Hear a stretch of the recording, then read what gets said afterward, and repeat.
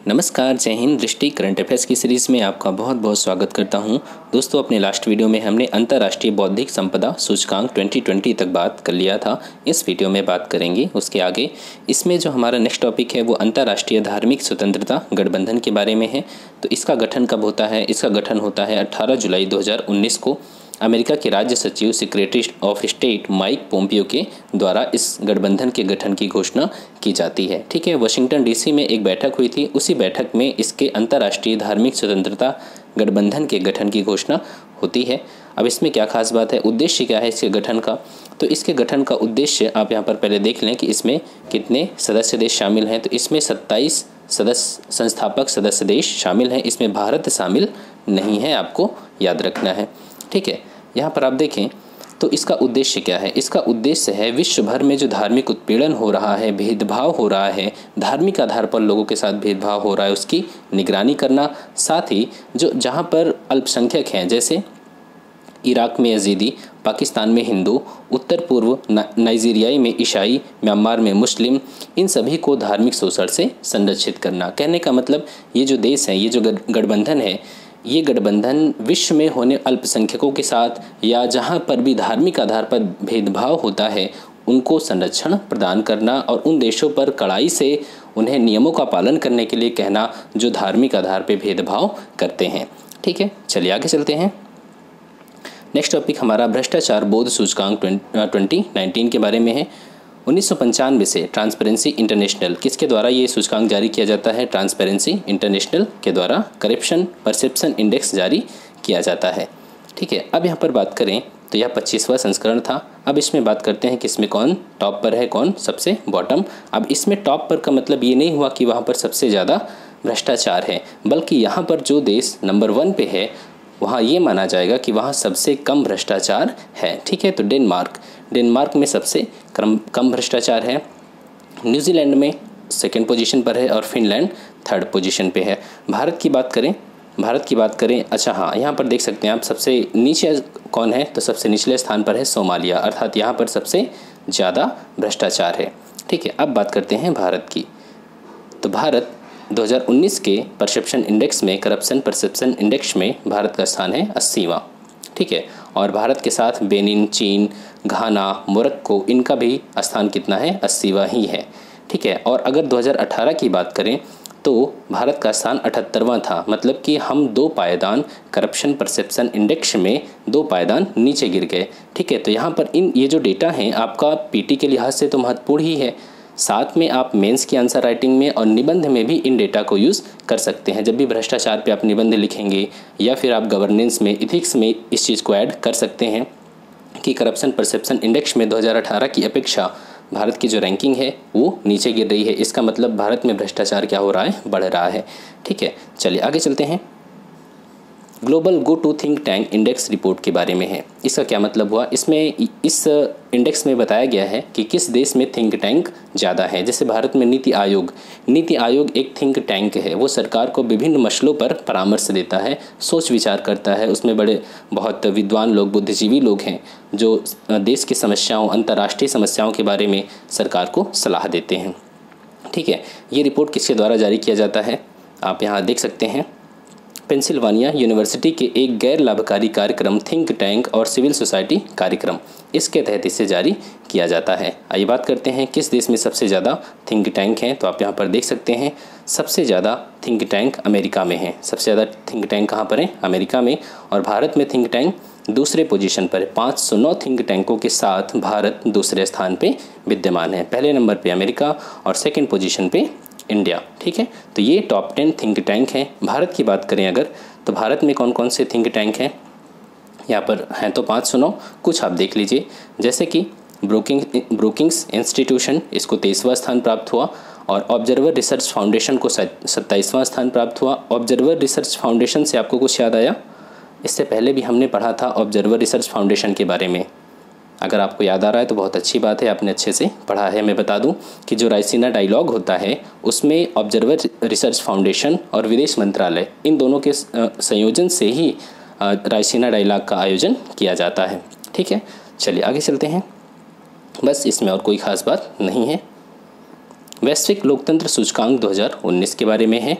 किसके द्वारा इस इंडेक्स को जारी किया जाता है? द इकोनॉमिस्ट इंटेलिजेंस यूनिट के द्वारा इस लोकतंत्र सूचकांक को जारी किया जाता है। इसमें बताया जाता है कि कोई भी जो देश हैं जहां पर डेमोक्रेसी है, क्या वहां पर डेमोक्रेसी के मूल्यों का वास्तविक तौर पर या धरातल में भी पालन किया जाता है या नहीं, या फिर सिर्फ दिखावटी वो लोकतंत्र है जबकि वहाँ पर वास्तव में तानाशाही विद्यमान है। जैसे कि पाकिस्तान देख लीजिए, डेमोक्रेसी नाम है कि वहाँ पर डेमोक्रेसी है, लेकिन शासन किसका चलता है? सेना का शासन चलता है।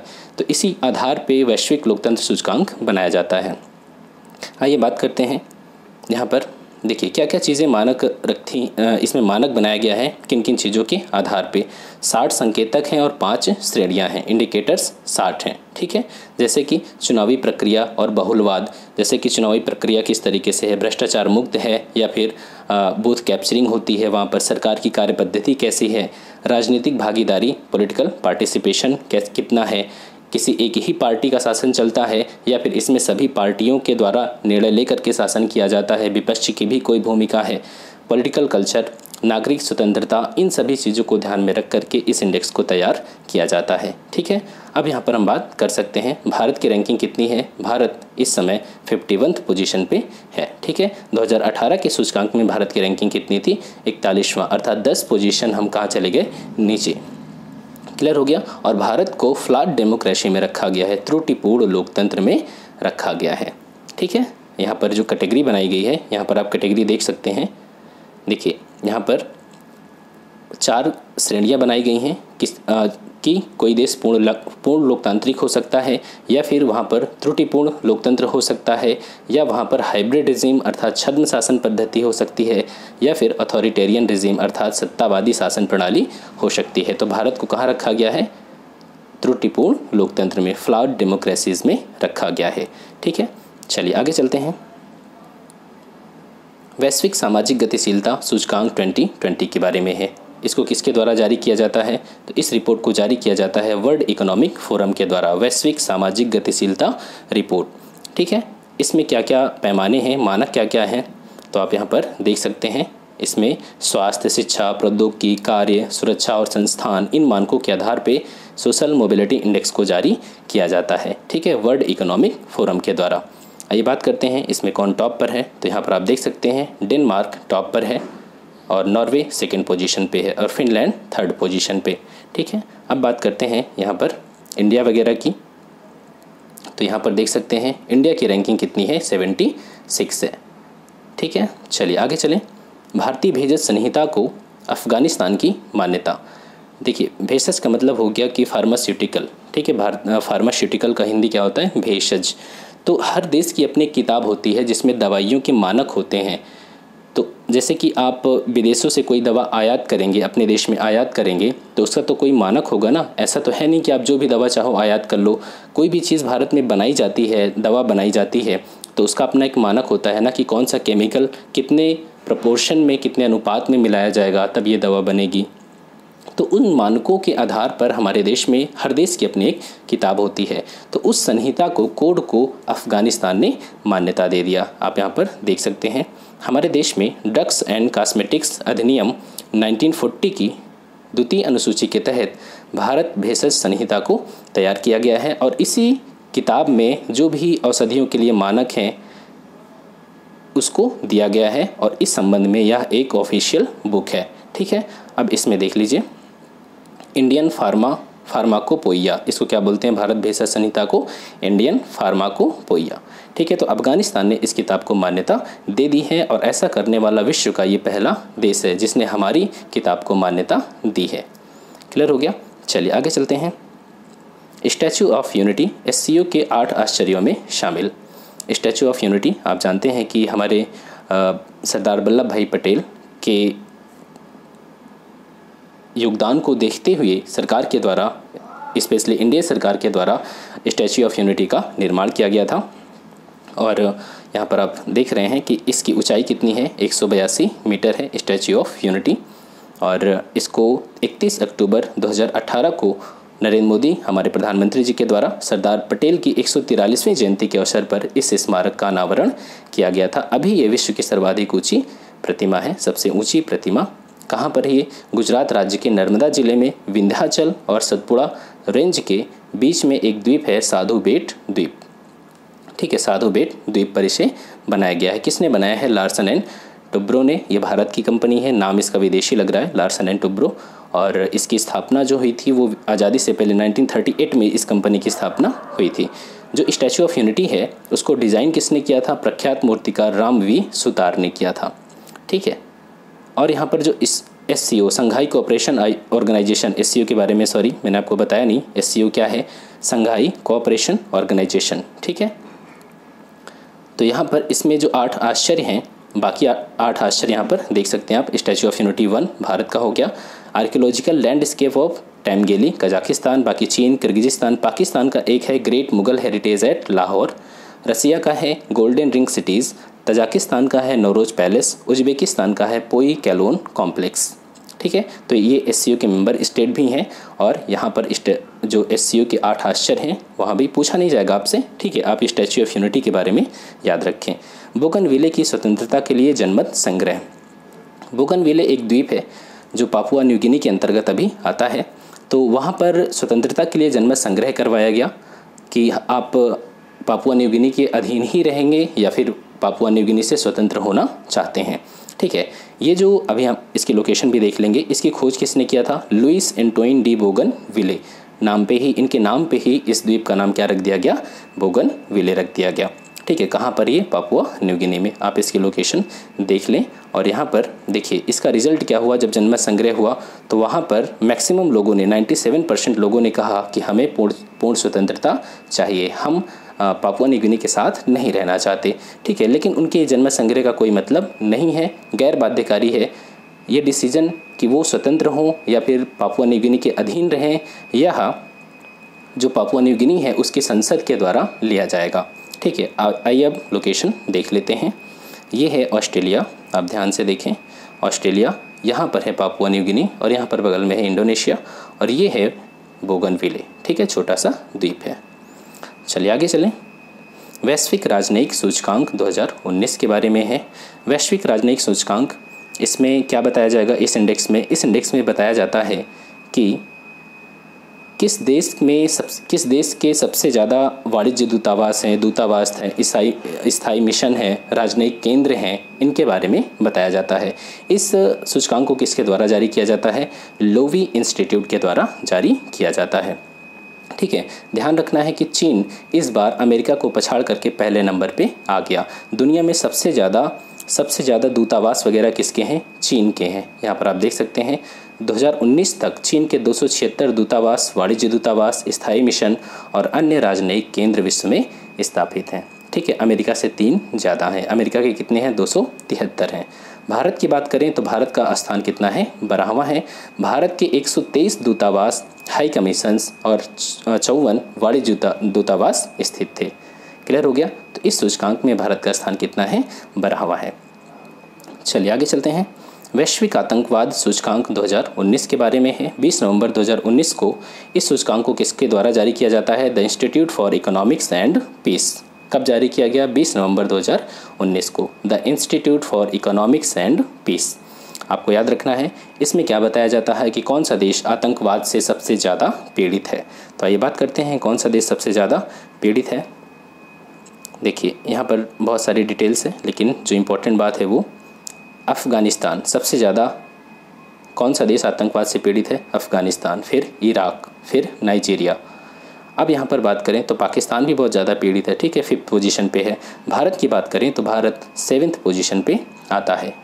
ठीक है, तो आप इस चीज़ को मेंस में, इंटरनल सिक्योरिटी में, वहाँ पर आतंकवाद एक टॉपिक है, तो इस चीज़ को आप आंसर के रूप में यूज़ कर सकते हैं और इस यहाँ तक कि आंसर की शुरुआत भी आप इस डेटा के साथ कर सकते हैं।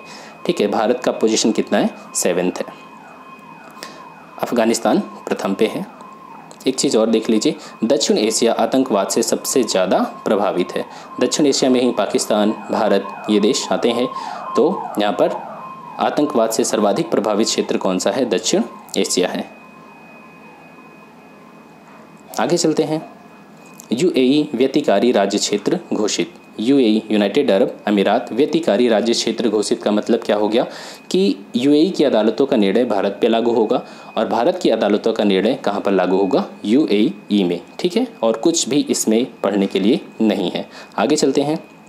हाँ, एक चीज़ देख लीजिए, किस कानून के तहत ये डिसीजन सरकार के द्वारा लिया गया, तो CPC civil code of civil procedure 1908 की 44A धारा 44A के अंतर्गत इस निर्णय को लिया गया है कि जो यूएई की कोर्ट्स हैं उनका डिसीजन भारत पे लागू होगा और भारत की कोर्ट्स का डिसीजन कहाँ पर लागू होगा, यूएई में। ऐसे इसका फ़ायदा क्या होगा कि अगर कोई सपोज़ बैंक घोटाला करके बैंक का पैसा लेकर के भाग जाता है और भारत की अदालतें उसकी गिरफ्तारी का वारंट जारी करती हैं तो आसान होगा उनको भारत वापस लाने में। ठीक है, तो इन चीज़ों को ध्यान में रखते हुए भारत सरकार के द्वारा यूएई की कोर्ट्स की अदालतों का जो निर्णय है वो भारत पर लागू करने को मान्यता दी गई है। चलिए आगे चलें। जलवायु परिवर्तन प्रदर्शन सूचकांक 2020 के बारे में है। इसमें क्या बताया जाएगा, पहले आप ये देख लीजिए इसे किसके द्वारा जारी किया जाता है। इसे जारी किया जाता है German watch, new climate institute, climate action network, 3 संस्थाएं मिलकर के इसे जारी की जाती हैं के द्वारा जारी किया जाता है। इसमें यह देखा जाता है कि जलवायु संरक्षण के लिए कौन देश सबसे अच्छा काम कर रहा है, साथ में जो देश ठीक से काम नहीं कर रहे हैं उन पर सामाजिक, राजनीतिक और सामाजिक दबाव डालना ताकि वो ठीक ढंग से काम करें। ठीक है, तो आइए बात करते हैं इसमें कौन सा देश ठीक काम कर रहा है। देखिए, इसमें कई चीज़ें हैं, यहाँ पर डिटेल्स में हमें बात करनी होगी। कोई भी देश समग्र रूप से सभी सूचकांक श्रेणियों में उत्कृष्ट प्रदर्शन नहीं कर सका। एक बार फिर समग्र रैंकिंग से पहले 3 स्थान खाली रहे। कहने का मतलब यहाँ पर टॉप पर कोई भी देश शामिल नहीं है। ठीक है, 3 जो स्थान है फर्स्ट, सेकंड और थर्ड उन्हें खाली रखा गया है और 4th नंबर पे कौन है, 4th नंबर पे स्वीडन आ जाता है। ठीक है, 4th नंबर पे स्वीडन। चलिए, अब यहाँ पर कुछ हमें और भी चीज़ें देखनी हैं और अंतिम स्थान किसको प्राप्त हुआ, संयुक्त राज्य अमेरिका। अर्थात संयुक्त राज्य अमेरिका पर्यावरण संरक्षण के लिए कोई भी काम नहीं कर रहा या बहुत ही कम काम कर रहा है। अब भारत की बात करें तो आप देख सकते हैं भारत की रैंकिंग यहाँ पर इस बार पहली बार भारत ने टॉप 10 में जगह बनाई है। भारत 9th पोजीशन पे है। ठीक है, 9th पोजीशन पे है। क्लियर हो गया। चलिए आगे चलते हैं। यहाँ पर जब आप 4 से शुरू करेंगे तब ठीक है, 4, 5, 6, 7, 8, 9, 10 अगर ओवरऑल देखेंगे। हाँ, अगर यहाँ पर 2019 की बात करें तो 2019 में भारत की रैंकिंग कितनी थी, 11वां थी। ठीक है, इस बार भारत की रैंकिंग कितनी है यहाँ पर आप देख लें, 9th पोजीशन पे। अब हाँ, यहाँ पर जो हमने देखा अभी, एक मिनट, मैंने कुछ यहाँ पर डेटा ऐड किया था। वेट। ठीक है, तो दोस्तों इस वीडियो में हम इतनी बात करेंगे क्योंकि यहाँ पर मुझे और भी डेटा बताना था, वो है नहीं, उसको मैं नेक्स्ट वीडियो में कवर कर लूँगा। ठीक है, तो मुझे उम्मीद है ये चीज़ें आपको पसंद आई और प्लीज़ वीडियो को लाइक करना और चैनल को सब्सक्राइब करना ना भूलें। Thanks for watching, keep smiling.